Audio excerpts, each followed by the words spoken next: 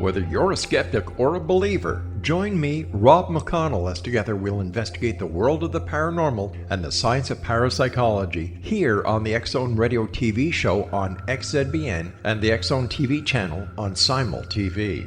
Since 1990, the X-Zone Radio TV show has been the place where people dare to believe and dare to be heard. Together, we'll investigate UFOs, aliens, ghosts, Bigfoot, psychic phenomenon, lake monsters, conspiracy theories, government cover-ups, the truth embargo, alien abductions, ESP, haunted locations from around the world, and so much more. With over 28 years of broadcasting and more than 4,500 individual guests, the X-Zone is truly a place where fact is fiction and fiction is reality, as evidenced by the credibility, integrity, and professionalism of the guests that we bring to our international audience. If you have seen a UFO, had a close encounter, seen a ghost, Bigfoot, lake monster, or a story that you would like to share or have investigated, contact me, Rob McConnell, by sending me your email to xzone@xzoneradiotv.com, or you can call toll-free 1-800-610-7035, extension 143, and on Skype, X-Zone Radio TV. For more information on the X-Zone Radio TV show with yours truly, Rob McConnell, visit www.xzoneradiotv.com or www.xzonetvchannel.com or simultv.com and xzbn.net.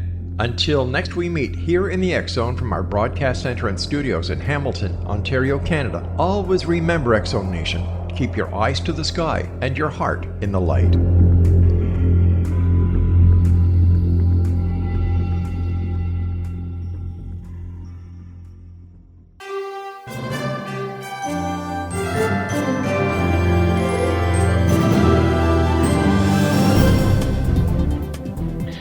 Welcome to another episode of Kal's Corner radio show here on the X-Zone Broadcast Network. My name is Kal Korff and I'm your host. The executive producer of the show is Rob McConnell. Now, folks, today is the anniversary of President John F. Kennedy's murder. He was killed on November 22nd, 1963. And probably, if I understand my demographics correctly, and this is not something unique to this network, nor this show, nor the X-Zone itself. I think it's worldwide. Most of the people, if they listen to this show or they read about John F. Kennedy, they're lucky if they really know who he is or was. They may have heard the name. They're younger people. They were not alive back then. They were not born when Kennedy was killed. They didn't know what it was like to have the impact on their life because they weren't alive. But what they were is they were born into a world that had grown up and accustomed to being accepted, that there was this idea that there was this conspiracy to murder President Kennedy. Now, what I'm going to share with you is something that is frightening, but it's true. If you look at what Americans believe in, okay, it is scary. And we're supposed to be the most educated country, theoretically, on the planet, although from our academic achievements, you'd never know that if you look at college scores. Having been to 27 countries myself, most Americans speak one language, okay? They will only at one point speak more than one language once there's enough immigrants to change that dynamic. But Americans themselves don't learn foreign languages. Most Americans don't even have passports. I'm one of the minority who do. But if you look at the numbers, it's scary. There's 88 million people, folks, who believe that 9/11 was a conspiracy. 88 million people, and they vote. The biggest conspiracy of all time that most Americans believe in this last 100 years is the JFK conspiracy. 160 million people believe it. 66 million, that's 100 million less, little roughly, believe in Roswell. 22 million people believe that the moon landings were faked. 88 million people believe in the Illuminati, like there's some group controlling everything. That's roughly equal to the number of people who believe that 9/11 was a conspiracy. They're not the same people. This is probably one of the most frightening things about all of these tens of millions of people here. If you add up hundreds of millions, whatever, they're not always the same people. And then vaccines causing autism. As much as 63 million people believe this stupidity. Now let's go back to Kennedy. The numbers, again, are scary. In my studies of this case, this assassination, which took me 16 years before it was solved, and I'll get to that in this show, you can see that in 1963, after the assassination took place, 53% of Americans believed there was something fishy, a conspiracy. More than one gunman had done it. It wasn't just Oswald. By 1966, this is about 2 years after the Warren Commission report was out, 50% believed it was only Oswald. But by 1976, 81% of Americans said, nope, there must have been a conspiracy. In 1983, that number dropped from 81 to 74%. In 1992, it jumped up to 78%. In 1994, it dropped down to 75%. In 2001, it jumped up to 81%. And in 2003, it dropped down to 75%. And in 2013, which is the last study that I know of that I've bothered tracking, this was done by the Gallup organization. And in fact, the statistics I've given you are all from Gallup. Gallup is a top leading polling organization, as we all know. The last time they bothered asking people about this question, was there a conspiracy to murder Kennedy? In 2013, which again was 6 years ago, 61% said yes. So still today, that number is about true. There's no evidence it has gone up significantly nor down. But again, that is the majority of Americans, but that's better than the 81% that was in 2001. So why is it then that most Americans, most people, and most Europeans I've talked to over the years, they also believe something weird happened. Why do they think this? Well, there's a main reason here. There's a couple of key factors. One is the U.S. government. Let's be honest, they lied. They not only lied, they lied to their own. And even the Warren Commission, they were not given the full facts. And you have to understand the unique dynamics here because it was really bizarre. Here you have the President of the United States. He is murdered, shot by Oswald. But they don't know it's only Oswald yet. They're investigating. The problem is the president's brother, Robert Kennedy, is the Attorney General. And then he takes charge, essentially, of the investigation. But Robert Kennedy and his brother have a dirty secret. Actually, many of them. They were not saints. But yes, they were American heroes. Appreciate the irony. They had a secret deal with the mafia to murder Fidel Castro. And they didn't want the world to know about that. And Robert Kennedy did fear, he was right to think this way, that maybe there was a blowback factor here. Because Castro knew that the Kennedys were trying to kill him. They tried many times, many different ways.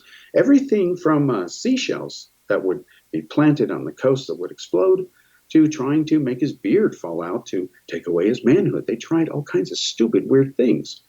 But they thought maybe Castro or the Russians retaliated because Oswald was a Marxist. He had defected to Russia. Again, you couldn't make this up if you were a Hollywood script writer. There were all the bizarre elements in here, an elixir, a mix of elements that you could look at this many different ways, and the glass was either half full or half empty.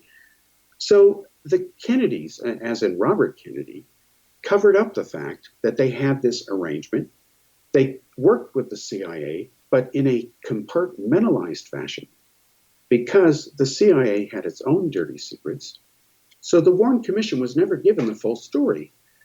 And they never had the proof. They couldn't prove it forensically, as in something that everybody could really understand and see and say, yes, it's true, I believe it, I understand it. They didn't have any such moment where they could say, yep, yes, it was only Oswald. There was this bullet that went through both of them, as incredible as it sounds, and we'll get to that, throughout the show here. Again, they couldn't prove it, so people were skeptical. You can't blame them. And it wasn't until the 1970s when the conspiracy beliefs really took off, when people saw the Zapruder film for the first time, when they saw Kennedy getting shot. They saw him fall backwards. And everybody knows that when you shoot somebody, they always fall backwards, right? Well, no, they don't. That's not true. And people will say, well, no, I know better. And I've heard this from people, folks. It's comical. It's laughable. So I'll say, have you ever seen anybody shot? No. Okay, so why do you think people always fall backwards when they're shot? Well, I've seen it in movies. Okay. Well, that is a showstopper right there, because movies don't use real bullets. They use blanks. Oswald used real bullets. Now, people don't always fall backwards when they shoot them. It depends on a lot of different factors. In the case of Kennedy, the bullet entered from behind the head, around the occipital region of the skull. It exited from the right side of the skull, near the front, and that jet wash, if you will, of brain matter that's spewed out, that's visible on frame 313 of the Zapruder film. It's very graphic. The matter splats up, and his head shoots back because it's being pushed back by what is called the jet effect. And this is basic physics 101. And if you don't believe me, there's a simple experiment you can do. It's been done countless times, but it's ignored by people who promote this conspiracy stuff. Just take a watermelon, good size, take one the size of a human head or as big as you want, doesn't matter, and put it on something and shoot it and watch which way it flies or moves off in some direction after one side of it explodes, because of the force of the impact and exit force of the bullet. Kennedy's head was no different. But people watch too many James Bond movies, they watch Hollywood, they think that people always fly backwards, and a tiny gun, remember the old Cannon TV series had a .38 revolver, he'd shoot it and the guy would go flying back 10 feet and through a window. It doesn't work that way. And then you had the government lies. You can't blame people for being angry over that. But then you had something to happen that really took the Kennedy conspiracy thing to a level that is outright shameful and should never have happened. Hollywood and the mass media, the liberal media, became pro-conspiracy types. And that's when everything went even further left. Now, you must remember again that the Warren Commission, they couldn't prove the single bullet theory. They didn't have, let's call it a space shuttle Challenger explosion O-ring moment. What I mean is, if you remember when the space shuttle exploded, the Challenger, the scientist who basically told the world how it happened, he took a rubber ring and he put it in some cold liquid and it was brittle. He said that's what happened. The gaskets got brittle. They didn't contain the seal. The rocket exploded. Everyone understood it. The Warren Commission never broke down the single bullet theory that way, so it looked ridiculous. They couldn't prove it, but it was later proven, and I will prove that it was later proven, and that it is beyond dispute, and that's why it is comical to even pretend nowadays that there is even a possibility that it was anybody else other than Oswald who did kill Kennedy. We'll be back after the break.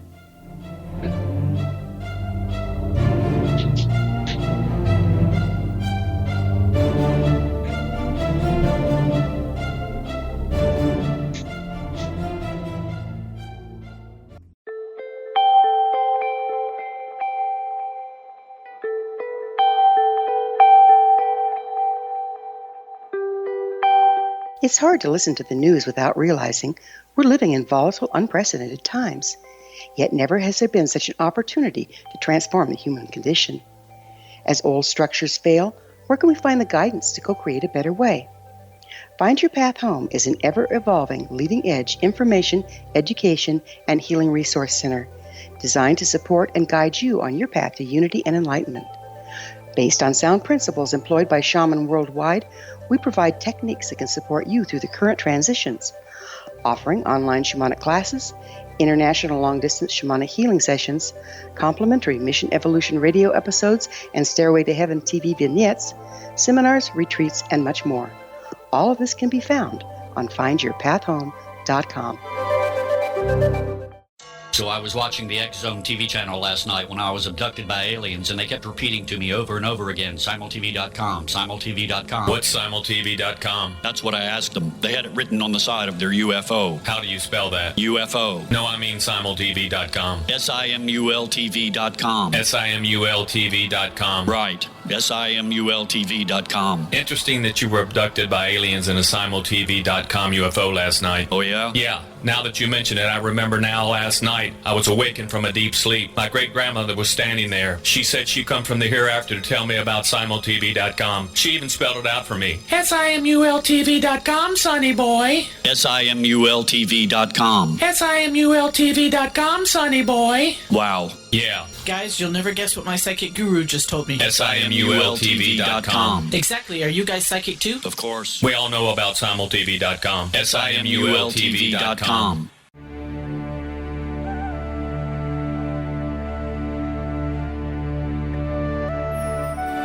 Shamanic healing is the key to personal empowerment. Why? All four levels of our being, physical, emotional, mental, and spiritual, must be addressed for us to enjoy balanced, healthy, abundant lives. Yet there are few provisions for spiritual or energetic healing. Shamanism, found at the root of all cultures, is a very effective spiritual healing modality. To find quality shamanic healing you can trust, regardless of where you live, look no further than Find Your Path Home Long-Distance Shamanic Healing Program. All Path Home long-distance healing practitioners have been trained and certified through Path Home Shamanic Art School. Change your life. Live abundantly. Schedule a long-distance shamanic healing session with Gwilda Wiyaka or one of her quality practitioners today at findyourpathhome.com.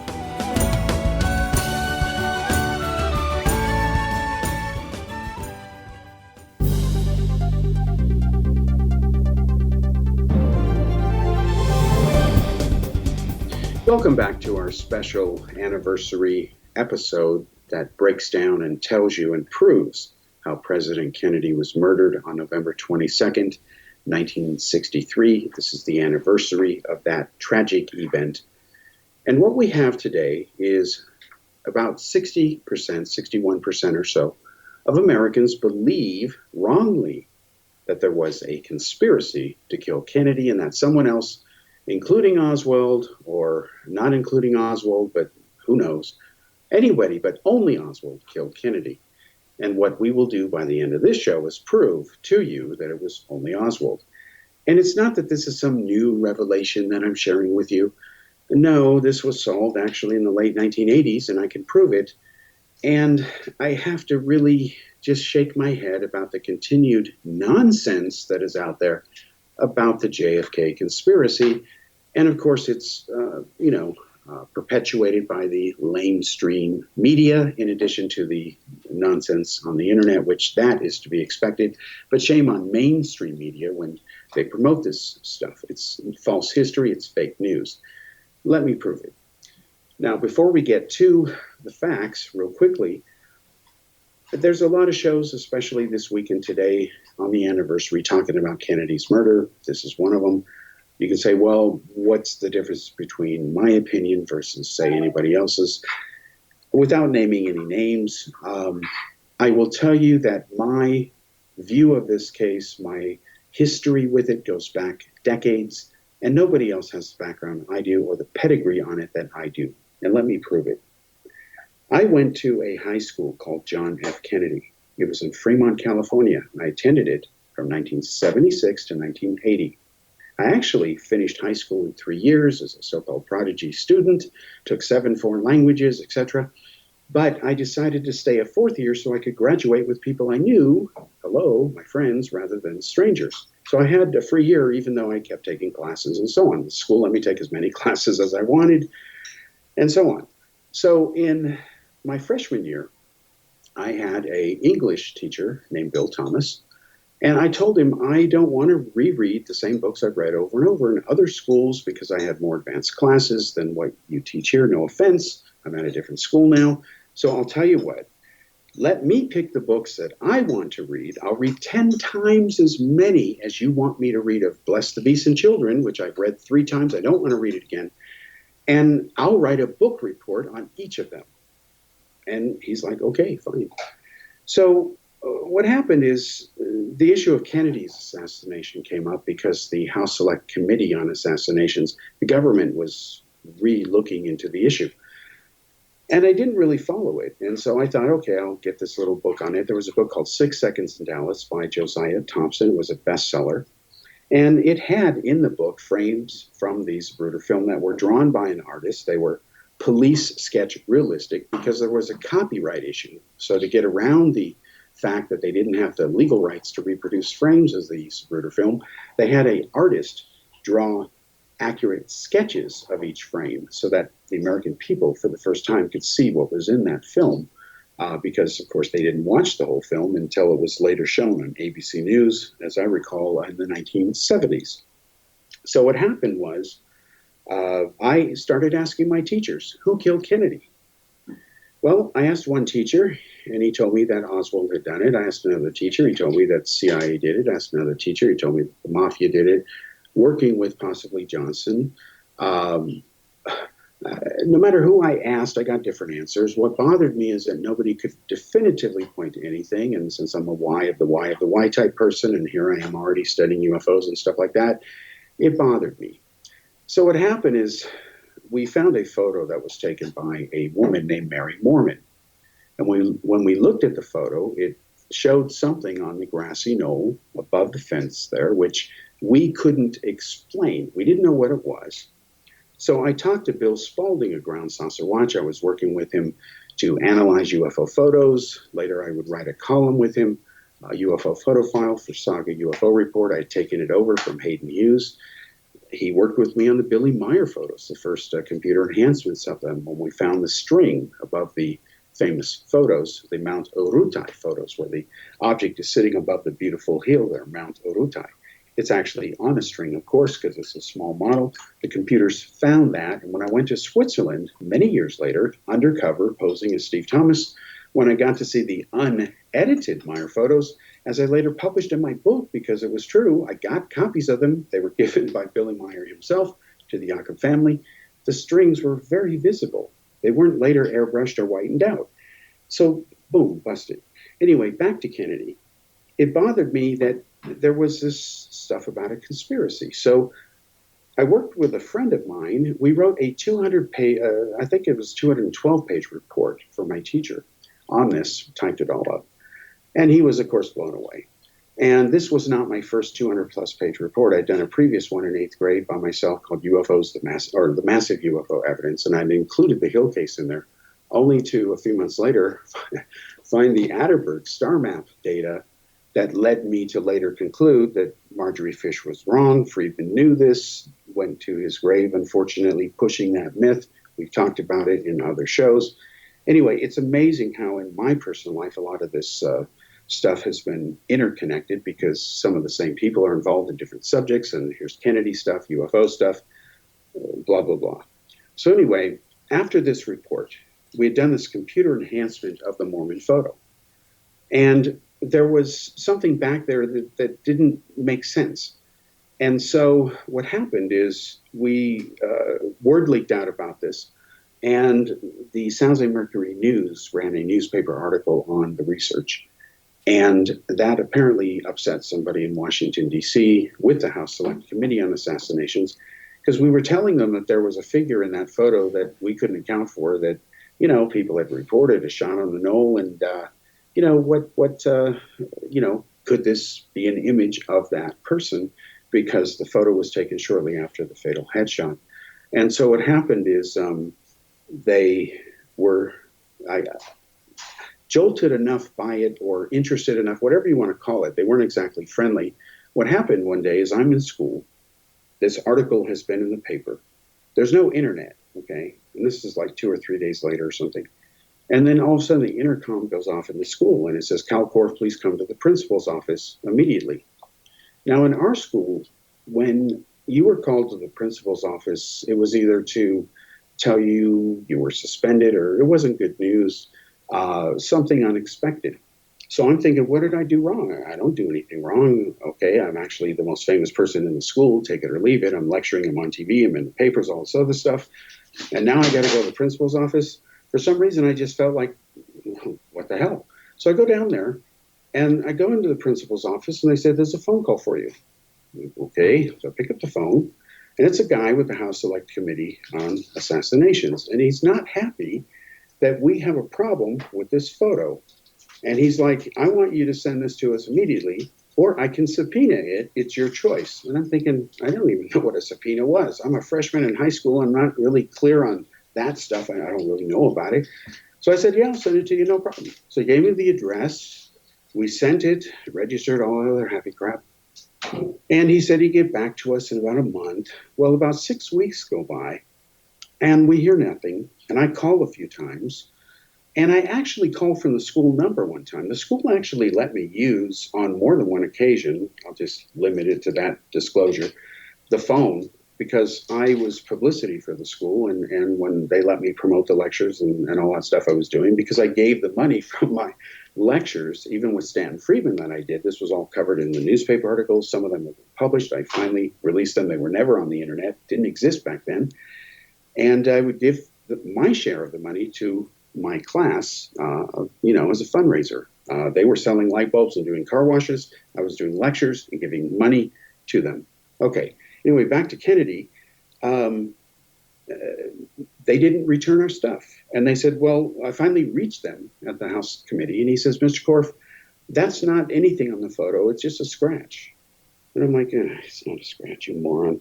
Anyway, so I said, that's it. Just send it back to me. Fine. Have a good day. So they send it back. And we get the photos, and they were 8x10s. We had sent blow-ups to the same exact images we had put under the digital computer. And it turns out that there was a scratch. He was right. Only it wasn't on the photo. It was outside the frame, hello, and it wasn't there when we sent it. And I'm thinking, what is this guy smoking? What was he looking at? So at that point, I'm mad because, this was just pure BS. And then I read that the House Committee concludes that there was a conspiracy, likely a conspiracy, that there was another person on the knoll that fired a pistol at Kennedy but missed, go figure that one, and that it was probably the mafia who did it. Have a nice day. And I'm like, okay, this is not, all right, fine. So at this point, I'm really interested in the Kennedy assassination. I figured this is ridiculous. We can't even tell who killed our own president. This is not believable. It's not credible. Something stinks. So what I did is I decided that I would make a database. I made it in FileMaker, okay? I used FileMaker Pro, used it for decades. I even worked at Claris and Apple. Part of some of the stuff I did there is in the program FileMaker from years back. Matter of record. Anyway, I made a database and I put the contents in of all the top selling Kennedy books. Back then there were 65 that accounted for about 90% of the public's knowledge on this, the overwhelming majority of which were conspiracies. And the biggest pattern I found that was leaping out in the database was circular references. And when you chased them down, it turns out that the original source never said it. It never happened. Houston, we have a problem. We'll come back after this break.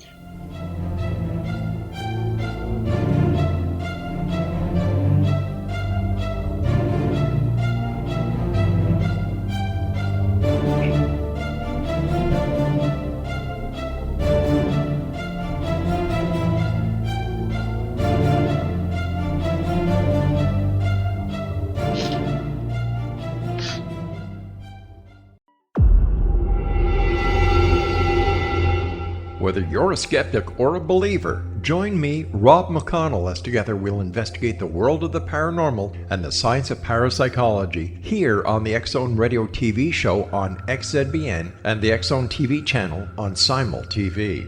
Since 1990, the X-Zone Radio TV show has been the place where people dare to believe and dare to be heard. Together, we'll investigate UFOs, aliens, ghosts, Bigfoot, psychic phenomenon, lake monsters, conspiracy theories, government cover-ups, the truth embargo, alien abductions, ESP, haunted locations from around the world, and so much more.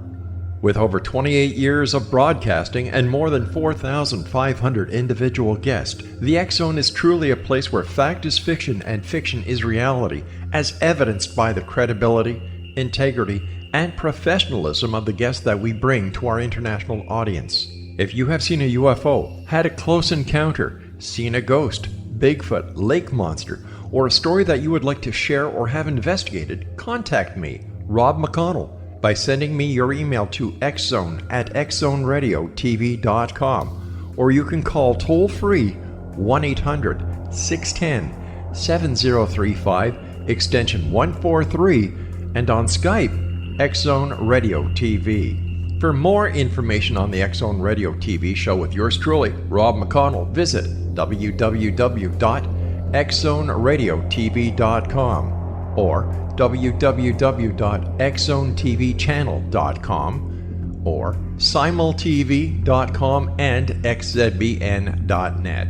Until next we meet here in the X Zone from our broadcast center and studios in Hamilton, Ontario, Canada, always remember, X Zone Nation, keep your eyes to the sky and your heart in the light.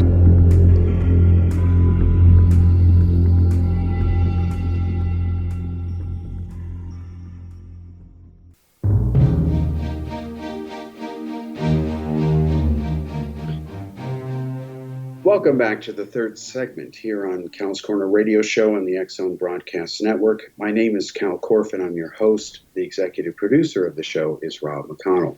This, again, is a special episode that solves Kennedy's assassination. I am giving you a first-hand account that is true from history. This is well documented. That's why, again, I have to just shake my head at a lot of the stuff going on out there that I read and see, because it just isn't true. And I'm the only person who was there for this particular series of events that I'm now sharing with you. And again, a lot of this has been out there for many years, and I'll explain why even CNN covered it later. I'll come back to that. So when I started the database project, it was years, of course, later. It took 16 years to study all the Kennedy data. I put in the Warren Commission files. I put in every photo I could find. Everything that I could think of that was relevant, I put it all in a database, started crunching the data. And one of the main reasons I did it is because that allowed me to search things, more clear. I ended up initially putting so many bookmarks in books that there were more bookmarks than pages, and it became too much. And since I was a multimedia hypercard nut, I was on the hypercard team. Again, it's all in press articles that are out there. They covered my multimedia work, talked about me starting at Lawrence Livermore Lab with KMI. Sorry, Bob Lazar. We'll come back to you in another episode. Anyway, all this happened. And then we started doing a 3D reconstruction of the Zapruder film. And what happened in the late 1980s is that the exact moment that the single bullet, yes, it was just one bullet, folks, I'm going to prove it, that went through both Kennedy and Connolly was actually captured on the Zapruder film, and it was missed by everybody. I'm the person who discovered it. It's a matter of record. It got me on a special 30th anniversary show of Larry King Live. And on that show, I debated Gayton Fonzie, who was the chief investigator, the top head honcho, who was the chief investigator of the House Select Committee on Assassinations. We did this show on November 22nd, 1993. That date is not a coincidence. Now, you can go back and get this episode. Unfortunately, CNN sells it with a best of Larry King, and I'm with Hillary Clinton. But anyway, that aside, you can buy it. Just check Amazon.com. It's a matter of record. You can't take it out of there. And Larry King cites my study. CNN checked it. This is back in the days when CNN actually did great investigative journalism, folks. So all this is a matter of record. And I kicked his ass in the debate. It was a live debate around the world, and nobody called in for him. And I was advocating the least popular position, that Oswald acted alone. And I showed on the show, Larry's show, the actual frames from the Zapruder film where you could see the lapel from Governor Connolly's suit that flipped up as the bullet exited below his right nipple and then further injured him. Let me break that down.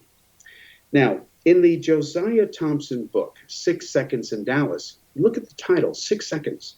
The myth, the stupid myth that started this, let's call it step one, is that 3 shots were fired in 6 seconds. Who says? Well, there's really no facts to back that up. In fact, I was able to show in my study that it was closer to 9 seconds. And you must remember that the first shot of 3 is ready to go. It's in the chamber. You just got to pull the trigger. So you got to cock the bolt back 2 more times in 9 seconds. You can do it. It's not hard, folks. And you must remember that Kennedy was in a straight line of fire. That's a perfect way to kill somebody with a rifle because they're not ducking, darting around. They're in a straight line of sight. You just need to raise the elevation of the barrel as the target moves away from you. If Oswald had fired as the limousine came towards him, he would have been aiming towards the ground, moving towards the ground. That's not the way Marines are trained. Use your common sense, folks. Now, let's prove it was more than 6 seconds. The Warren Commission is the one who started the 6-second stupidity. It caused people like Josiah Thompson to say, wait a minute, it doesn't add up, and he was right. But here's where the Warren Commission blew it. The Warren Commission made the assumption that nobody would fire at the president until after he cleared the view from the tree that was blocking the sniper's window on the 6th floor window of the Texas School Book Depository. This is where the shooter was. This is where Oswald was. This is where they later found the rifle, the snipers purged the ejected shells, so on. Again, they said, well, he didn't fire until after the president cleared the view of the branches of the tree. Logical assumption, but what matters is what the shooter thought, not what the Warren Commission thinks. What matters is what Oswald thought at that moment. Well, it turns out that he didn't wait. He actually fired before the president was clear in view. And we know that for a couple of reasons now. When you look at the eyewitness testimony and you look at the Zapruder film itself, you will see a small girl that's running along the left side behind Kennedy's limo. That little girl suddenly stops and turns around and looks back up towards the 6th floor depository window. The reason she stops is because she heard a shot. And when you look at the timing of when she stops at frames 160 to 161 of the Zapruder film. Kennedy's headshot that killed him, where his head explodes, is at frame 313. Do the math, folks, at 18.3 frames per second, which is the frame rate of the camera Zapruder used, and you got an event that's closer to 9 seconds, not 6. So we now know that the first shot, which was ready to go, you squeeze the trigger, went ahead and happened earlier than the Warren Commission wrongly assumed. But it gets better, folks.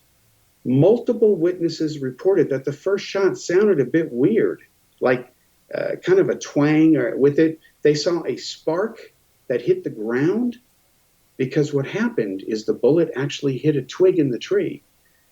And the bullet went off course. It hit the ground, separated from its jacket.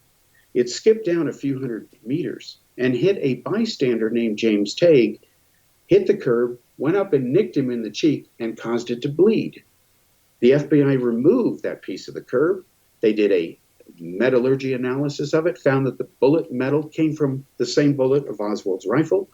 Tague had his little wound. That was the first shot. It missed entirely because Oswald didn't wait for the first shot to take place after he cleared the tree. Remember, he's got to aim up. So he aimed up into the tree, and Kennedy hadn't quite cleared it yet. So he was able to compensate with the second shot.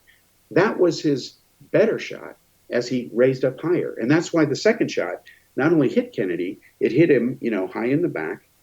Only this time, some very interesting physics kick in, which a lot of people don't understand until it's explained to them properly. And the mainstream media and the conspiracy nuts don't do this because they've got their various excuses and agendas. And some of them, I'm sorry to say, are just ignorant of basic science. I'm sorry. Let's start with the second shot now. We've explained the first and the timing of when the first shot went off. The second shot, now he hits Kennedy in the back, but it's high in the back. So the bullet exits in the front of Kennedy through his throat, his trapezius muscles. It doesn't hit bone, but now Kennedy, around the area of his windpipe, the bullet escapes out, and that's why in the Zapruder film you see him grabbing towards his throat. He can't talk now. He's been shot through the throat. So the bullet exits from Kennedy's throat. And what happens is it slams into Governor Connolly, who is sitting in front of Kennedy, but slightly to the right. And he's turned back a little bit because he heard the first shot. He's not deaf. Only what happens is the bullet slams into Connolly's back, and it smashes sideways against his fifth rib, and it breaks it. And it exits below the right nipple. Believe it or not, it enters into his wrist, okay? And it shatters and breaks the bone, and then it goes into his leg, bottom first. But because it's gone through so much human flesh and bone in two bodies, its velocity has slowed down to the point where it is then recovered in the pants in the hospital, in the trouser leg of Connolly's pants. Conspiracy nuts will say the bullet was planted.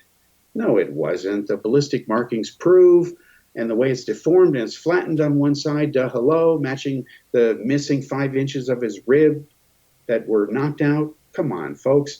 And the ultimate proof that it was tumbled. How did the bullet tumble? Because it exited out of Kennedy's throat. If it had been a straight shot or a different shooter, there would have been a round entrance hole, very narrow, like there was in the back of Kennedy, because it had entered him first, exited out of the throat muscles, and then entered into Connolly, slammed in there, broke the fifth rib, etc. Now we're going to prove the moment that the second bullet hit Kennedy and Connolly, and we can see it on this Zapruder film now. I'll prove it. And what I'm going to do, just to be mean and non-conspiratorial, is I'm going to wait until the beginning of the next segment to break that down for you, and you can check it and prove that this is true. We'll be back.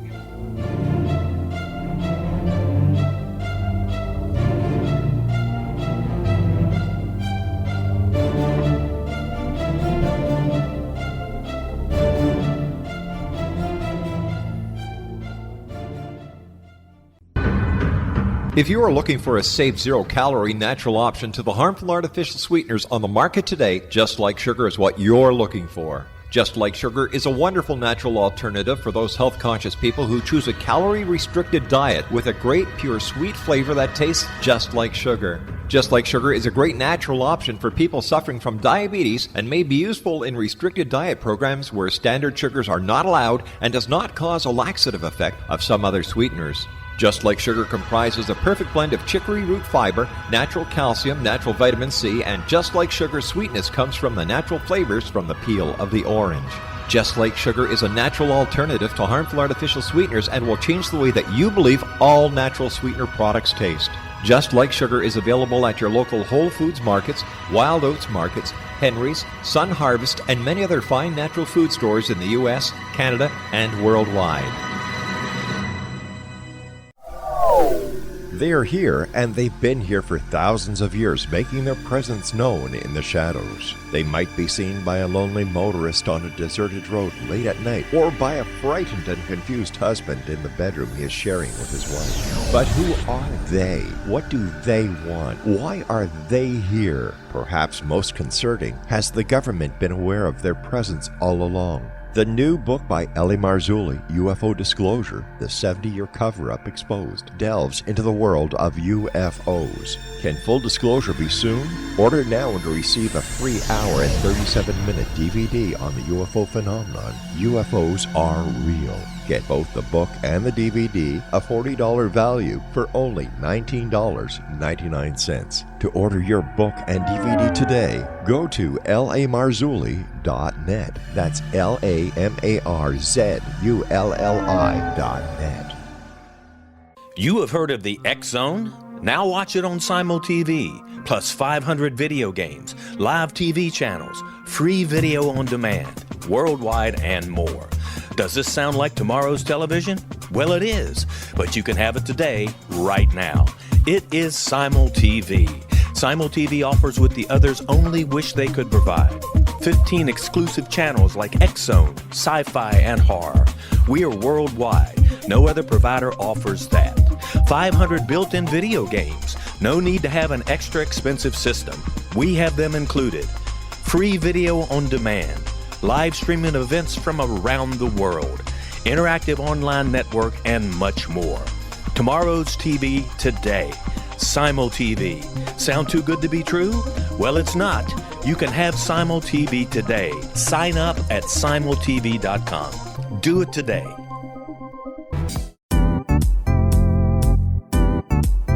Memorable dynamic presentations are a not-so-secret weapon in the business world. Do you have a powerful message that must be shared, but you haven't found a way to deliver that message? Do you want to be known as a top public speaker who gets amazing results? Are you ready to create and deliver your powerful message? Thomas Hides can help you create and deliver your speech to get the results you desire. Visit iconquality.com.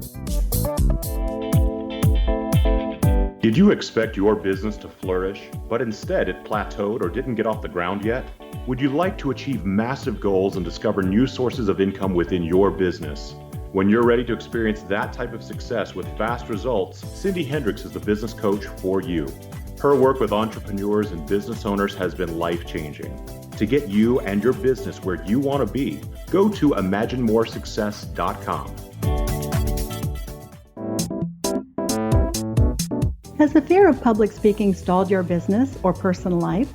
What would you give to develop and maintain supreme confidence? Have an invaluable private program to always perform at your best. Imagine how you would feel.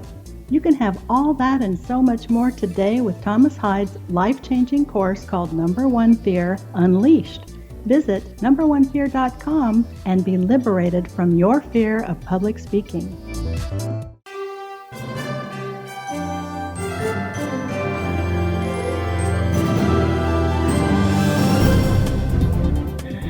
Okay, welcome back to the fourth and final segment here on Kal's Corner Radio and the X-Zone Broadcast Network.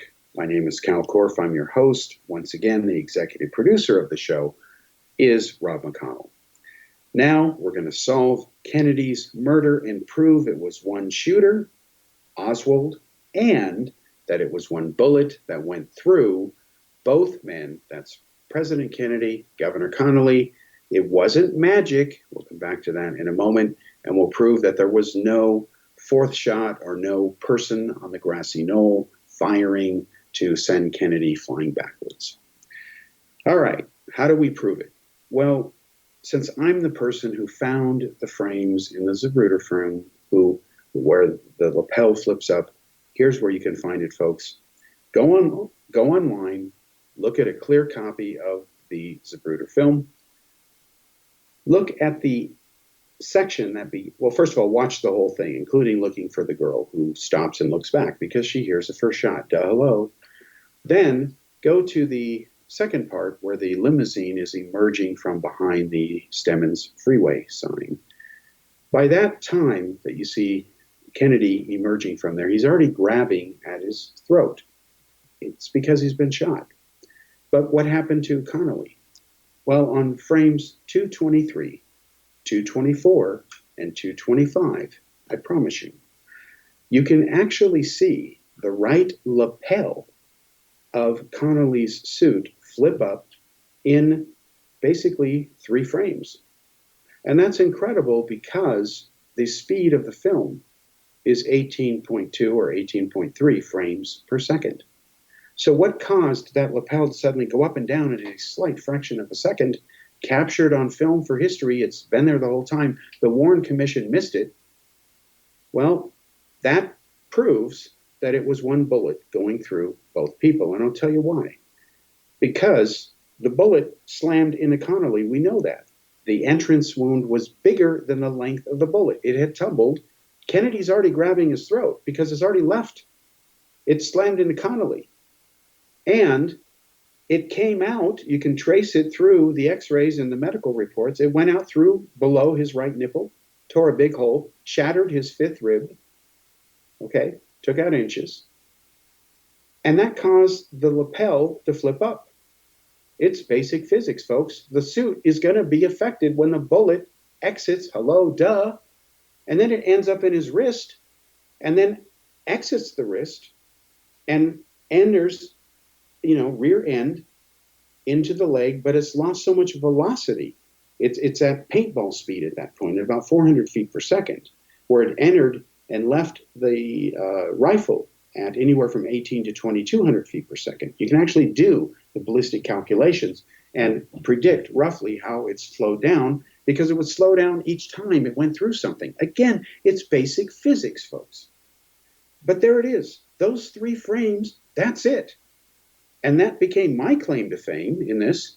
So we did a series of 3D reconstructive models of these parts of the Zapruder film. We were able to show that, yes, it really did happen this way. And that got me on Larry King.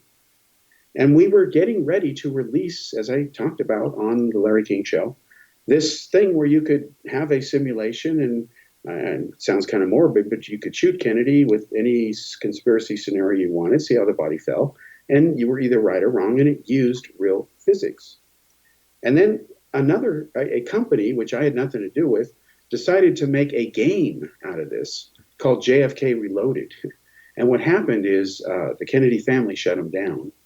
And what happened is at Claris and Apple, where I worked at the time, and had become, famous there while I was working there for 2 things: the Billy Meyer undercover investigation, because I was on the Hypercard team when I secretly went to Billy Meyer's code and went over there to expose it as so-called Steve Thomas. Again, my boss was neighbors with Gary Kinder, just my luck, who had written Light Years. What are the odds, folks? Just my life. Again, I'm in the Bay Area. They'd recruited him from Sun Valley, Idaho. In my job interview with him, he's like, hey, I got a neighbor who's really into UFOs. His name is Gary Kinder. Have you ever heard of him? I'm like, oh, shit. So anyway, this all happened, and I became quite, it was quite interesting working there when this happened, the Meyer thing. And then, of course, the Kennedy thing. I had to come up to my boss and say, I got to have a couple of days off. I got to, go on Larry King and do this. And she's like, okay. Well, after the Larry King thing happened, I had people showing up at Apple and Claris wanting me to solve mysteries. I felt bad for one guy. He wanted me to help find his missing daughter. I told him he needs to work with the police instead. Others showed up telling me that there was a face on Mars. I told them, get out of here. So anyway, this all happened afterwards. And again, it's a matter of public record. And after we did this expose, and the Larry King thing happened, and I wrote some articles, and I've written again about it over the years off and on in newspapers, I pretty much walked away from the subject. And then what happened is 10 years later, I'm in Prague, and I call ABC TV, and I call CNN, and I asked CNN, Larry King, I said, what are you doing this time, 10 years later? And there was this young millennial type producer there, and he says, oh, we're having Governor Connolly, Connolly's wife, on there, and she's going to give the evidence there was a conspiracy. I said, what? I said, do you know what you guys said 10 years ago? He's like, no. And I'm like, well, I do. I was there. So I had to educate this producer at Larry King what had happened. And so I asked for the evidence, because maybe I'm wrong. Physics suddenly doesn't work anymore. Or somebody didn't give me the memo. So Nellie Connolly's disproof of my research said, were you there in the car that day? No. Okay, well, that proves me wrong, right, folks? Anyway, the whole thing is ridiculous. Nellie Connolly had the nerve to say that the real reason they shot Kennedy is they weren't aiming at him. They were aiming at her husband. Can you believe that? And then, after complaining there was a conspiracy, that they tried to really kill her husband, when he dies, and he's still got fragments from the bullet wounds in his wrist, she refuses to have them removed so that the issue can be settled once and for all, even though there was really never an issue to begin with. Again, games, folks. That's exactly what happened. It gets worse. Oliver Stone, I exposed him. Let me prove it. Do you remember the movie JFK? Because that really pushed my buttons. We used, ironically, his copy of this Zapruder film to solve the murder. It was ironic because we proved to him, he had a representative come down and meet me in L.A. when I had done, after I'd done Larry King, he had sent basically his one of his spies, so to speak, out there, because we were filming a special 2-series video cassette series called Final Verdict: JFK's Murder Solved, produced by Underground Video. You can still order it, I think, from Amazon Video. You can check it. Anyway, it's been out there for decades. It's a 2-part video of that speech I gave where I took everybody through all the stuff we did to solve the murder. And what happens is he's promoting, as well as Jim Mars, because he was one of the sources, and Jim Garrison, the so-called Lady in Red, Jean Hill, the main grassy knoll eyewitness. This is the woman who wore a bright red raincoat, stood next to Mary Moorman when she took the famous Polaroid photos that captured, what had happened, that I had analyzed in high school. So again, it comes full circle. And she says that she wrote a book called The Last Dissenting Witness. She says she went up the grassy knoll, saw the second gunman, saw red drops on the ground, turned out to be from a red snow cone. She said they went ahead and took her in a room and told her not to say anything. Government, she said, I could still feel the cold grip on my shoulder to this day. Complete fraud, folks. And it's easy to prove. And how you prove it is you just look at photos taken during that day. They totally prove that she is not even close to telling the truth. She wore a bright red raincoat. She wore a bright red raincoat, according to her, because in her own book, she says she was having an affair with an officer who's in the motorcade, in the Kennedy motorcade behind the Secret Service, B.J. Martin. He's on the left side. He actually got splattered by some brain matter when Kennedy was shot in the head. And what happened was she wanted to be seen in the photo. And the reason Mary Moorman was there, she wanted to capture her friend and BJ in the photo and Kennedy in the background. They were trying to do their version in 1963 of what today we call a selfie, okay? Only they had a Polaroid camera, so they could immediately, try to get the results or see it immediately. They couldn't take it again, of course. Kennedy would pass them by. And when you see her standing there and you look at photos taken by other people like Wilma Bond, you see her standing there and you see all kinds of other people running up on the knoll, but she's standing there doing nothing. In fact, she's too busy looking at the photos to see if they came out okay. It's right there, folks. So how can Oliver Stone say that she saw a second gunman and chased him when all the photos and the Zapruder film show that she wasn't even looking at Kennedy when his head was shot? Instead, she's looking at her boyfriend on the motorcycle. She's looking right at him. Mary Moorman's taking the photo. The Zapruder film captured her because Zapruder's on the other side of the street looking back in the other direction. And one of the stupidest things that Oliver Stone did, and again, it's conspiracy 101 nonsense, one of the greatest myths, is they've got this drawing of a top view of the Zapruder film that supposedly shows the positions of Kennedy and Connolly, and you see this arrow come out and how it zigzags, makes a right turn in midair and slams into Kennedy's back. And of course, bullets don't make right turns in midair. So of course, had to be a magic bullet. No, those positions of those bodies are wrong. You can't take a 3-dimensional event like a limousine, a person sitting in it, do a 2-dimensional drawing and get it accurate when it's just a line drawing. The representation is wrong. It's false. So folks, there was only one assassin, Oswald, and the KGB planted this myth among the French communist unions right after the assassination, knowing it would eventually get back to America, hopefully help to stabilize it. And to a huge degree, folks, they were successful. This is all real history, and real history matters, and I can prove all of this and a lot more. So I have no patience for anybody who says more than Oswald killed Kennedy. It's not true. We'll be back next week.